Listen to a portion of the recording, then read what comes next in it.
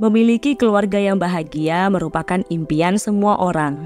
Namun, arti kebahagiaan setiap orang berbeda-beda. Tidak semua keluarga menginginkan kehidupan yang mewah dan bergelimang harta. Ada juga keluarga yang memilih hidup sederhana dan lebih mengutamakan rasa kasih sayang dan kebersamaan di antara anggota keluarga. Seperti yang dialami oleh keluarga Dita Opriarto. Dita Opriarto merupakan seorang pria yang lahir di Surabaya pada tanggal 9 September 1971. Ia merupakan anak kedua dari 4 bersaudara dari pasangan Dodi dan Sumiati. Orang tua Dita tergolong penduduk lama di Kelurahan Tembok Dukuh, Kecamatan Bubutan. Pada saat SMA, Dita bersekolah di SMA N5 Surabaya.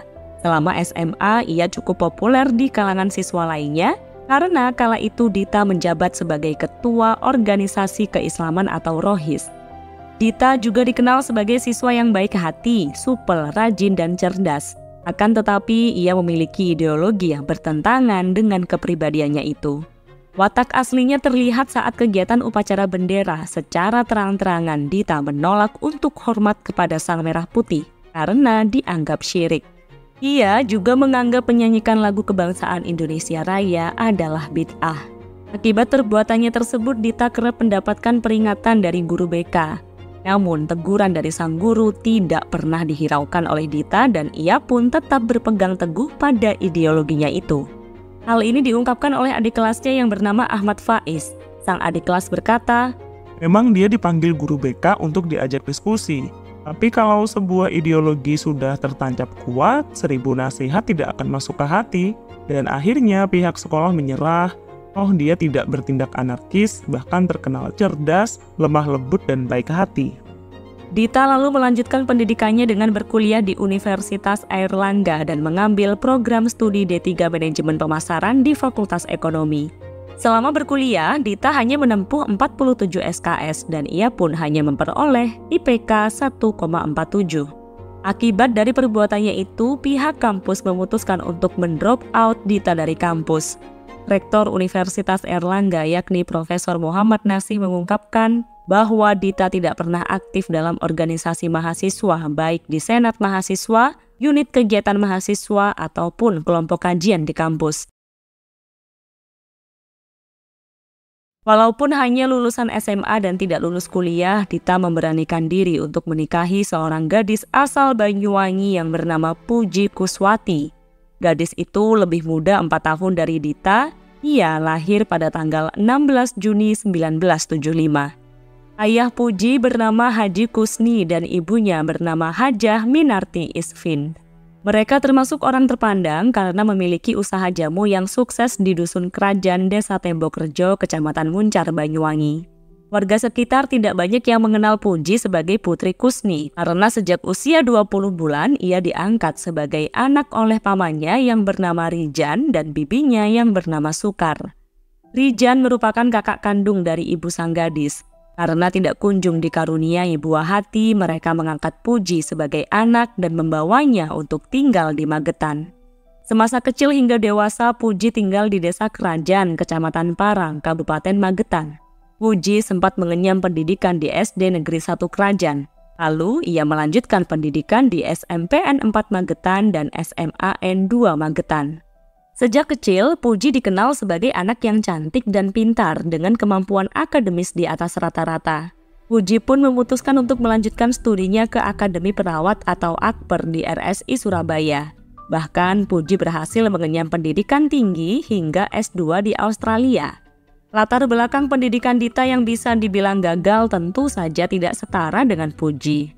Hal ini membuat keluarga Puji berpikir 2 kali untuk menerima lamaran Dita. Hal tersebut diungkapkan oleh Mujiono, sang kepala desa yang berkata, "Setahu saya, pernikahannya dengan Dita ditentang oleh keluarga Banyuwangi karena beda keyakinan agama. Jadi ibarat mulai remaja sekolah pinter jadi pegawai, terus nikah dibiarkan keluarga." Seorang pria bernama Rusiono selaku perwakilan keluarga Puji di Banyuwangi juga mengungkapkan bahwa karena berbeda pemahaman agama, keluarga menolak hubungan Dita dan Puji.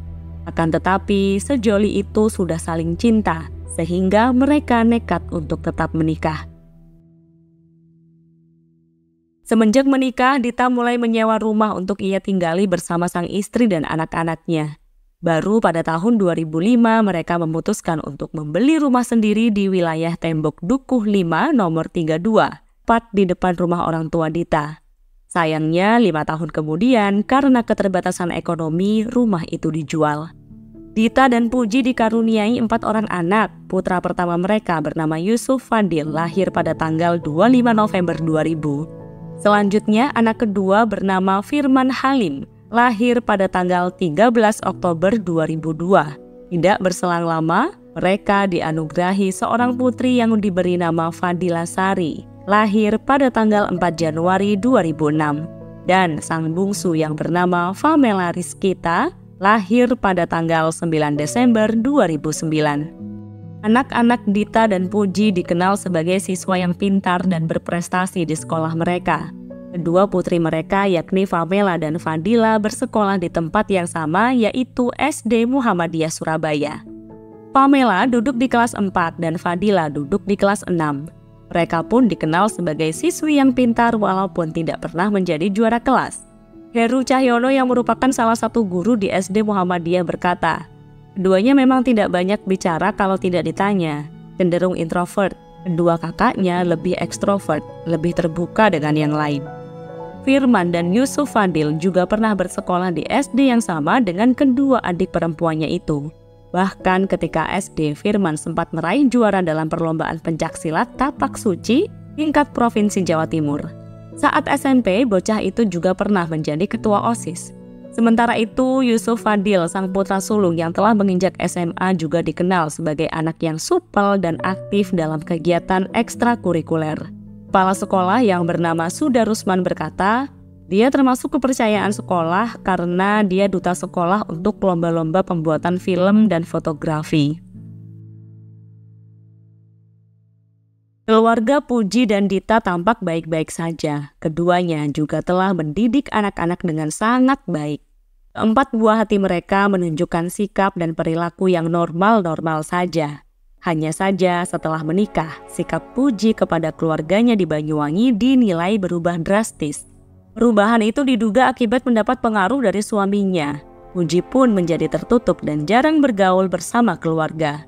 Rusiono juga mengungkapkan bahwa tidak ada yang berubah dari penampilan Puji. Wanita itu juga tidak mengenakan cadar saat berkunjung ke Banyuwangi. Puji terakhir kali berkunjung ke Banyuwangi ketika ada saudaranya yang menikah. Walaupun begitu, rasa sayang Kusni, sang ayah kandung, begitu besar kepada cucu-cucunya. Kusni juga sangat perhatian dengan kehidupan Puji, sang putri kandung. Sebagai menantu, Dita mendapatkan bantuan modal usaha dari Kusni. Pria itu memang sedang berupaya mengembangkan bisnisnya yaitu usaha minyak jintan, minyak wijen, dan minyak kemiri yang dipasarkan melalui media sosial. Selain modal usaha, Kusni juga memberikan sebuah rumah untuk Puji dan Dita. Pria lansia itu mempersilahkan anak dan menantunya untuk menempati sebuah rumah di wilayah Kompleks Wonorejo Asri, Kafling 22, Wonorejo Rungkut, Surabaya.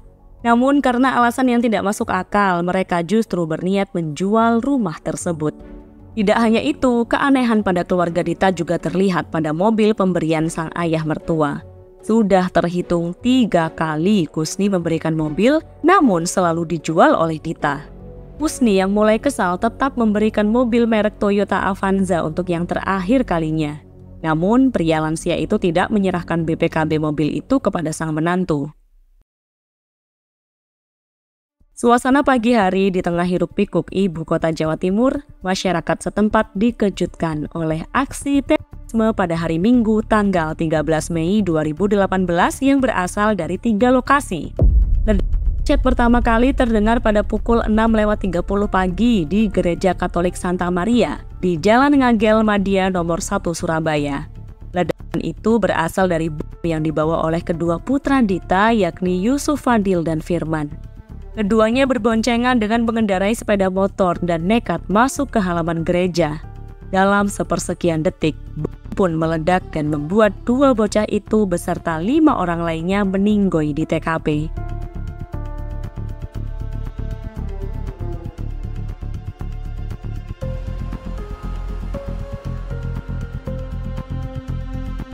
Pada pukul 7.15 terjadi yang kedua kalinya di lokasi yang berbeda, yaitu Gereja Kristen Indonesia atau GKI di Jalan Diponegoro, Surabaya.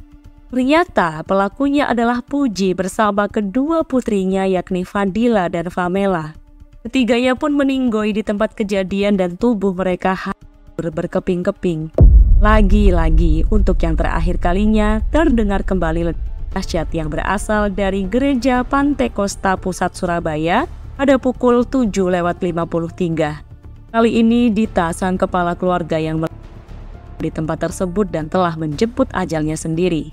Dita melakukan aksi nekat itu setelah mengantarkan istri dan kedua putrinya di gereja sebelumnya. Mobil Toyota Avanza yang dikendarainya secara sengaja ia tabrakan sembari membawa maut. Perbuatannya itu membawa petaka bagi dirinya sendiri dan 7 orang lainnya. Tidak berhenti di hari itu saja, kembali terjadi di keesokan harinya pada tanggal 14 Mei 2018. Dalam sekejap mata, meledak di markas Polrestabes Surabaya di Jalan Sikatan. Tidak jauh berbeda, teror yang menyerang Polrestabes Surabaya itu juga dilakukan oleh satu keluarga teror yang terdiri dari seorang suami, istri, dan anak-anak yang masih di bawah umur. Sang suami bernama Tri Murtiono berusia 50 tahun bersama istrinya yang bernama Tri Ernawati berusia 43 tahun. Mereka juga membawa serta 2 orang anak yang dipanggil dengan sebutan Dar dan Dav. Berdasarkan hasil rekaman CCTV saat detik-detik akan meledak, terlihat sebuah minibus yang hendak diperiksa oleh 3 petugas jaga dan petugas Provos Polri. Kemudian minibus tersebut disalip oleh 2 pengemudi kendaraan bermotor. Pengemudi pertama merupakan pemotor tunggal, sedangkan pengemudi kedua sedang membonceng istri dan anak-anaknya. Kabid Humas Polda Jatim, Kombes Pol Frans Barung Mangera juga mengungkapkan bahwa kejadian itu mengakibatkan 4 polisi dan 6 warga luka-luka, serta 4 orang meninggoy yaitu pelaku teror sendiri. Kecuali seorang anak yang dihimpit di tengah saat sedang dibonceng sepeda motor. Anak itu pun berhasil selamat dan dilarikan ke rumah sakit.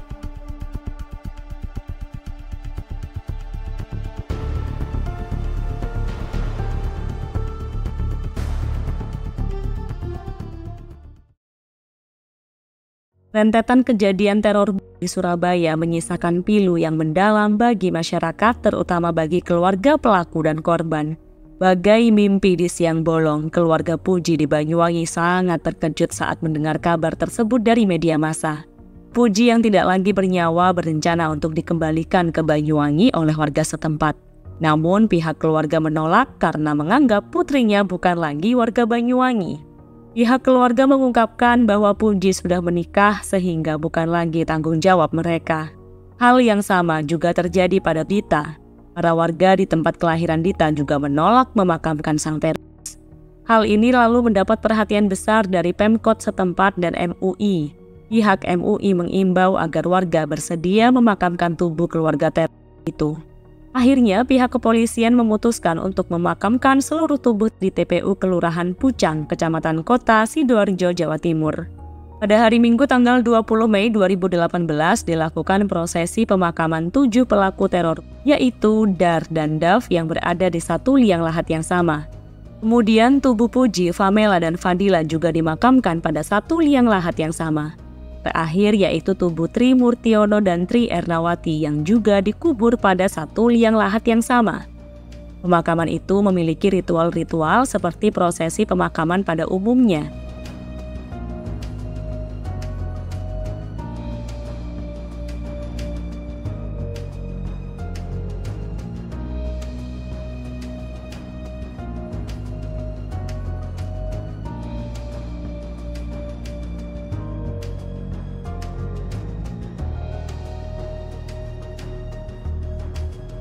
Pada hari Kamis tanggal 24 Mei 2018 kembali dilakukan proses pemakaman untuk Dita dan kedua putranya.